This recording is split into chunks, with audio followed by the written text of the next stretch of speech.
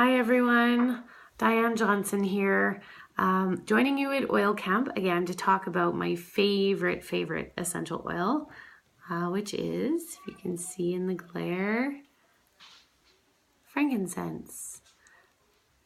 So since being introduced to doTERRA, like I said, this has become my favorite and probably most widely used oil, and it starts me off every day.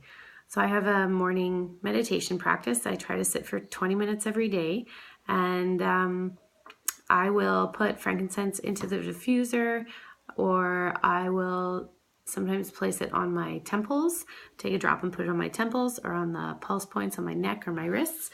And I find it very, very grounding. It's a really earthy smell to me, so it really brings me back to feet solid on the earth, and helps me to feel more connected to my intuitive, wise self. So that's a pretty special way to incorporate this oil into time that I make for myself every day. Another way that I love to use frankincense daily is on my skin. I use coconut oil on my skin. I have a little mason jar in the bathroom that I scoop out of and rub all over myself. And again, since being introduced to frankincense, I add a few drops of frankincense into that little mason jar, and have really just enjoyed the kind of soothing effects that it has on the skin all over my body.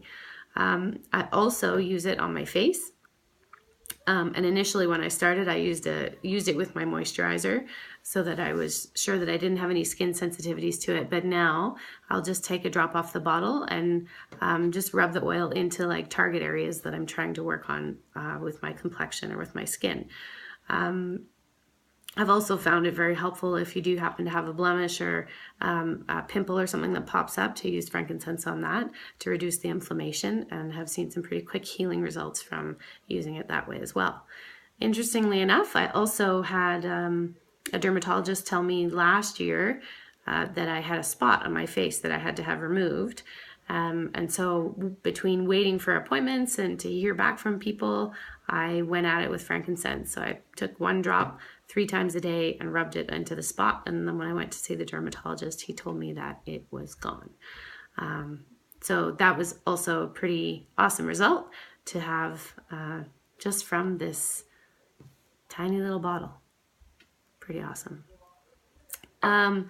My daughter sometimes has bits of eczema that pop up, so I also like to use frankincense paired with lavender and coconut oil for her, and we've seen some great results with that as far as healing and seeing the inflammation from the eczema go down.